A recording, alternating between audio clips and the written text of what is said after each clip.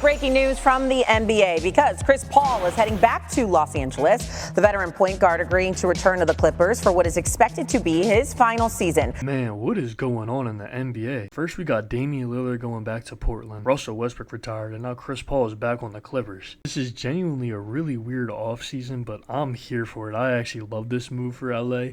I think overnight LA might have just became my favorite team to make it out of the West, which sounds crazy because the Thunder literally just came off of winning an NBA championship, but I don't think some people realize just how stacked from top to bottom that this Clippers team really is. And I understand it sounds hyperbolic, and honestly, realistically, I'd probably still take the Thunder over the Clippers in a 7-game series, but this Chris Paul signing, and just when I looked over the Clippers roster in its entirety, I kind of realized, bro, this team is nice. Especially considering they got rid of Norman Powell for John Collins. This does so much for James Harden. Oh my God, it's insane. This opens up the floor and the offense so much. It also takes Norman Powell, who is a kind of ball-dominant scorer, out of it. Now they have Harden and Kawhi as your two main facilitators.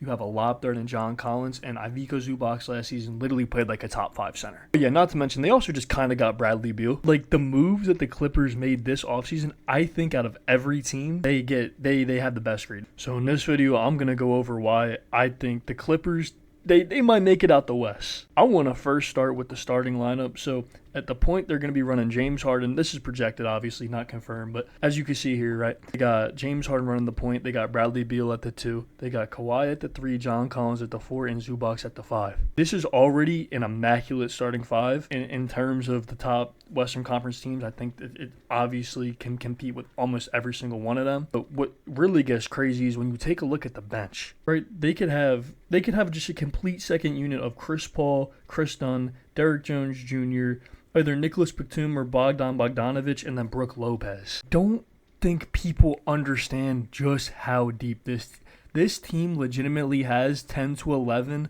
playoff caliber, like consistent playoff caliber minute guys. There's not a single team in the NBA that has the depth that the Clippers have. The Lakers are a close second, especially after all these trades and acquisitions they made, close second. But there's not and the Thunder also, very, very, very close second. But I would still take the Clippers' depth over the Thunder. And here's the thing. They still got Kawhi Leonard. They still got James Harden. They still got Bradley Beal. They still have scorers. They got facilitators. They got defenders.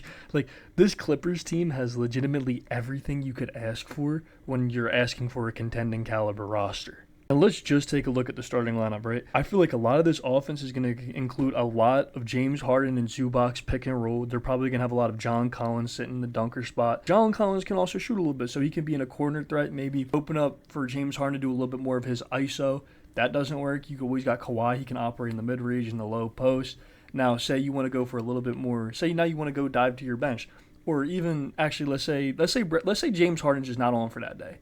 Now you have Bradley Beal. Bradley Beal can still be a consistent 15 to 20 point per game scorer if you put him in the right spot. Bradley Beal basically replaced what Norman Powell did, but he's cheaper and they got John Collins out of it. Now say, depending on the team, because the NBA is so predicated on matchups, right? Now say you get to a team like the Rockets. They like to run double big, which they showed in the playoffs last year. Who knows if that's going to stay the same, but just humor me here for a second, right? They have Brook Lopez on the bench. Now they can run a lineup where, say they don't even want that. Say they just want shooting as well. Now you can have Brook Lopez instead of Zubac, but say you do want to run double big just for that size. Now you got Zubac at the center, you got Brook at the 4, you got John Collins at the 3. You can get crazy and run Kawhi at the 2 and Harden at the 1.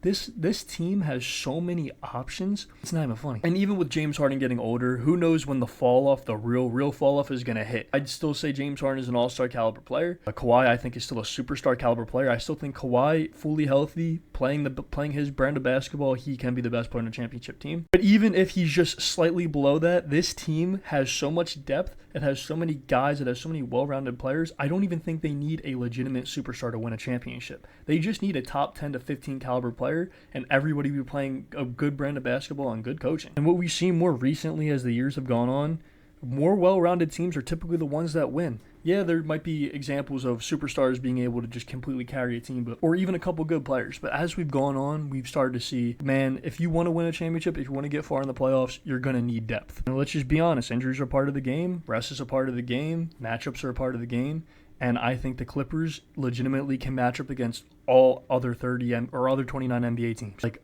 perfectly. I don't think that there's a single team that would have a mismatch against the Clippers. And me personally, being a Celtics fan and watching how our team was constructed, that we had pretty much no mismatches that you can hunt, that I think is what really gets you over the hump to winning you an NBA championship. So man, if you're a Clippers fan, I would be excited. Obviously, you got to just hope that health will probably be the biggest deciding factor for this team and determine how far they go. But best case scenario, I genuinely can see this team winning a championship. Thank you all for watching. Have a great day. Stay blessed. Like, comment, subscribe, and I'll see y'all.